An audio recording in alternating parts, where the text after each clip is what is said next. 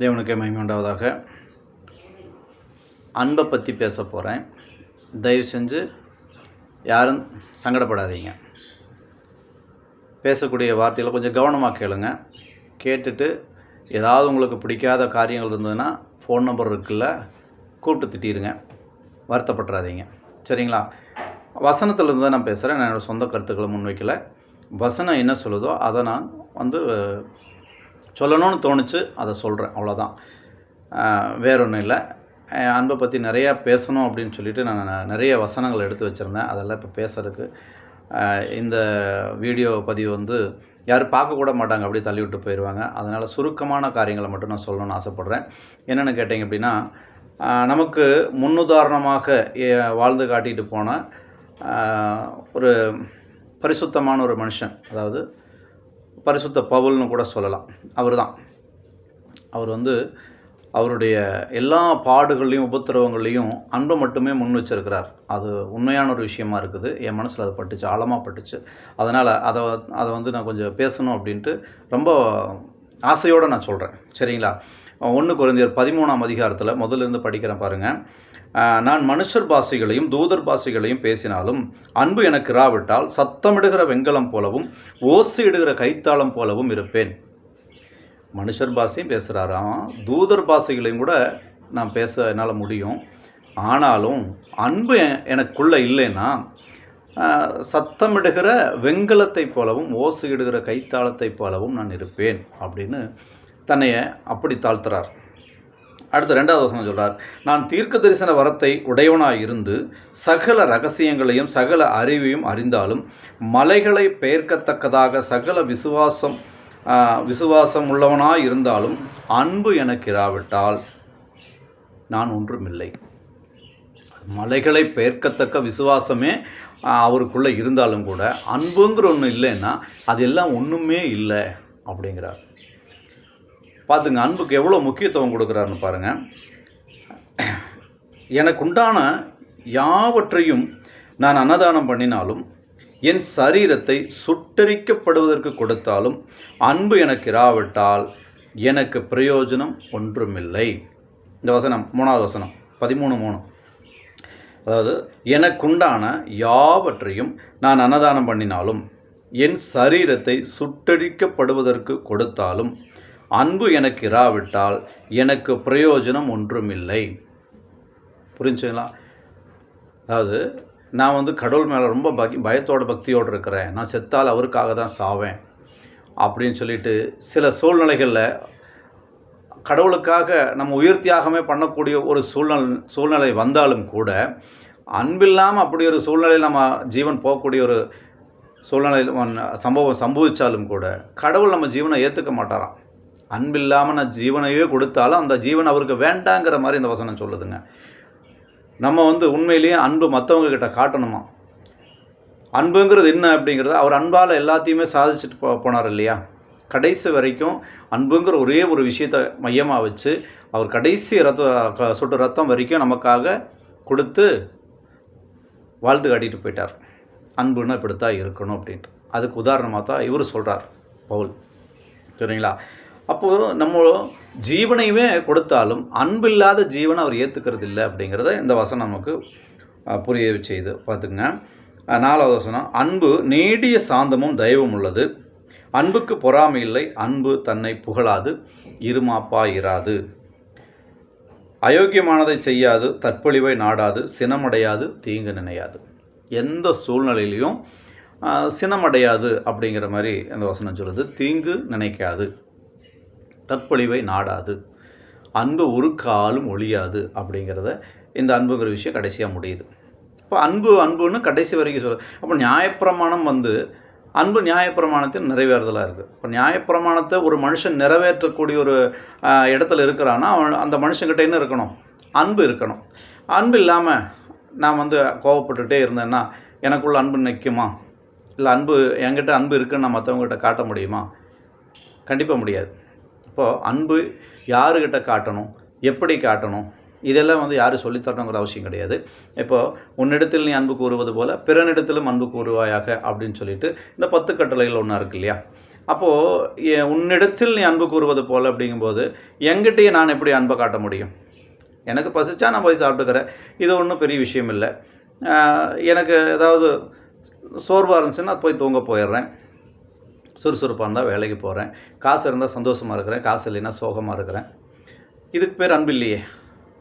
இது எனக்குள்ளே காசு பணம் இருந்தால் மட்டும்தான் நான் அன்பாக இருக்கேன், சந்தோஷமாக இருக்கேன், சந்தோஷமாக இருந்தால் நான் அன்பாக இருக்கேன். அப்படி இல்லை. எனக்கு தேவையானது எல்லாம் பரிபூர்ணமாக இருக்கும்போது நான் சந்தோஷமாக இருப்பேன். குறைச்சல் ஆகும்போது நான் என்ன பண்ணுவேன், சோகமாயிருவேன். இது இயல்பான ஒரு வாழ்க்கை, எல்லா மனுஷருக்கும் உண்டானது. அது அப்படி இல்லைங்க.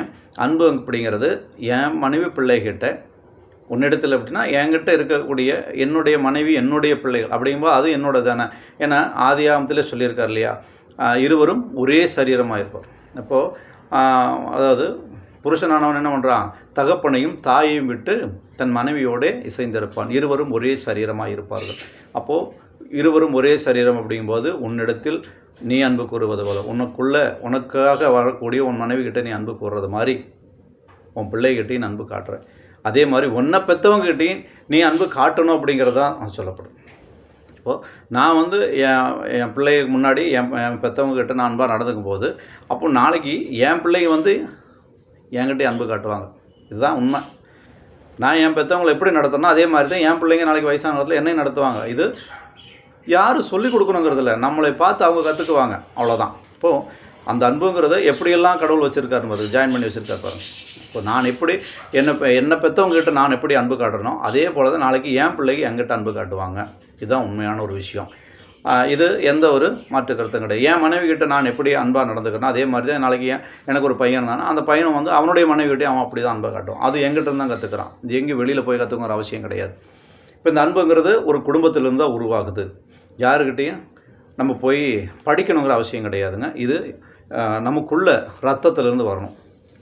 கடவுள் கேட்குறாரு, உன்னுடைய முழு இருதயத்தோடும் முழு ஆத்மாவோடும் முழு மனதோடும் என்னில் அன்பு கூறணும் அப்படின்னு சொல்கிறார் இல்லையா.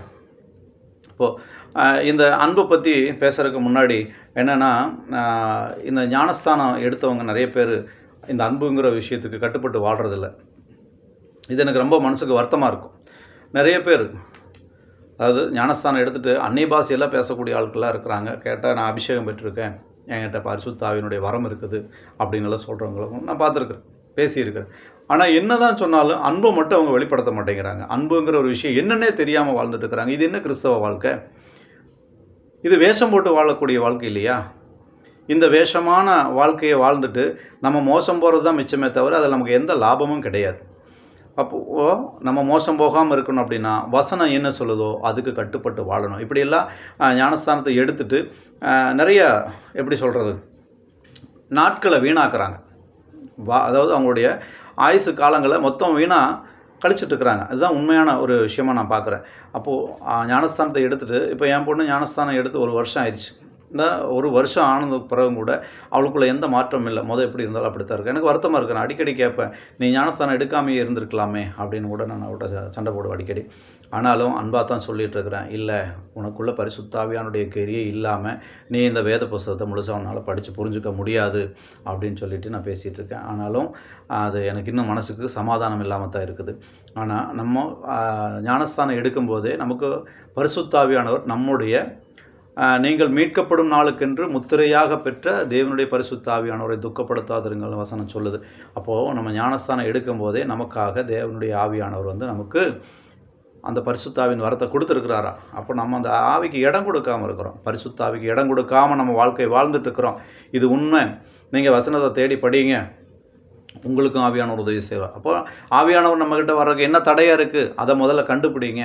கோபம் தடையாக இருக்குதா, அல்லது நம்மளுடைய வாழ்க்கையில் சில காரியங்கள் தடையாக இருக்குதா, எதுவாக இருந்தாலும் சரி அவர் மன்னிக்கக்கூடியவராக இருக்கிறார், மாற்றக்கூடியவராக இருக்கிறார், நிச்சயமாக மாற்றுவார்.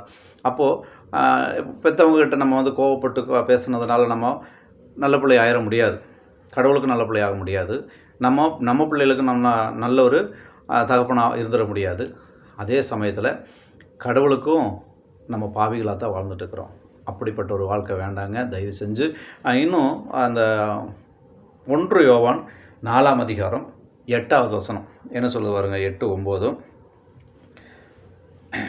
7, 8 படிக்கலாம். பிரியமானவர்களே, ஒருவரில் ஒருவர் அன்பாயிருக்க கடவோம், ஏனெனில் அன்பு தேவனால் உண்டாயிருக்கிறது. அன்புள்ள எவனும் தேவனால் பிறந்து அவரை அறிந்திருக்கிறான். அன்பில்லாதவன் தேவனை அறியான். தேவன் அன்பாகவே இருக்கிறார். அப்போது தேவன் அன்பாகவே இருக்கிறார். அப்போது நம்ம அவருடைய பிள்ளைகள். நம்மக்கிட்ட ஏன் அன்பில்லை? நம்ம தேவனுடைய பிள்ளைகள் தானே, அவருடைய சாயலில் சிருஷ்டிக்கப்பட்ட மக்கள் தானே. அப்போ அவருடைய குணாதிசயங்கள் ஏன் நமக்குள்ளே வராமல் இருக்குது? கவலைப்படாமல் இருக்கிறீங்களே, நினச்சி வேதனைப்படாமல் இருக்கிறீங்களே, தயவு செஞ்சு இதெல்லாம் கொஞ்சம் மாற்றுங்க. காலங்கள் நெருங்கிட்டு இருக்குதுன்னு சொல்லிக்கிட்டு இருக்கிறோம், ஆனால் நமக்குள்ளே எந்த மாற்றம் இல்லை. ஐயோ காலம் கடைசி ஆயிடுச்சே அப்படின்னு சொல்கிறோம், ஆனால் நம்ம மாறாமே இருக்கிறோமே, நமக்குள்ளே எந்த மாற்றமும் வரலையே. வேதனைப்பட வேண்டிய விஷயம். தயவு செஞ்சு உணருங்க. இதெல்லாம் இந்த பரிசுத்தாவியோட முத்திரை இல்லாமல் நம்ம பரலோகம் போக முடியாதுன்னு சொல்லி வசனம் இருக்குது. தயவு செஞ்சு ஆவியானவருக்கு இடம் கொடுங்க. இந்த வேதத்தை நல்லா நேசித்து படிங்க, தியானித்து படிங்க, நிறைய நேரத்தை செலவிடுங்க கடவுளுக்காக. அப்போ உங்களுடைய பலன் மிகுதியாக இருக்குன்னு கடவுள் சொல்கிறார் இல்லையா? அப்போ நமக்கு என்னென்ன செய்ய முடியுமோ எல்லாத்தையும் செய்யறதுக்கு கடவுள் நமக்கு திராணியை கொடுத்துருக்கிறார். அதை செய்யக்கூடிய மக்களுக்கு போய் தயவு செஞ்சு செய்யறதுக்கு தயாராகுங்க. கடவுளுடைய வருகை சீக்கிரமாக இருக்குன்னு சொல்லக்கூடிய நாமளே அதாவது நிர்விசாரமாக வாழ்ந்துட்டுருக்குறோம். இப்படிப்பட்ட வாழ்க்கை வேண்டாம். தயவு செஞ்சு சொல்கிறேன், இந்த சூழ்நிலை எல்லாம் மாறணும் அப்படின்னா முதலாவது நம்ம தேவனுடைய ராஜ்யத்தையும் அவருடைய நீதியும் தேடுங்கள், அப்பொழுது இவைகளெல்லாம் உங்களுக்கு கூட கொடுக்கப்படும்னு வசனம் இருக்குது. அந்த வசனத்துக்கு தகுந்த மாதிரி முதல்ல நம்ம மாற்றிக்குவோம். நமக்குள்ளே மாற்றங்கள் வரணுங்க. நமக்குள்ளே மாற்றங்கள் வராமல் நம்ம ஆண்டவருடைய பிள்ளைகளாக நிச்சயமாக வாழவே முடியாது. அதில் எந்த சந்தேகமும் கிடையாது. இந்த வசனத்தின்படி வாழ்கிறதுக்கு தயவு செஞ்சு முயற்சி பண்ணுங்கள். கடவுள் உங்களோடு கூட இருந்து வழி நடத்துவார். தேவன் தாமே ஆசீர்வதிப்பாராக.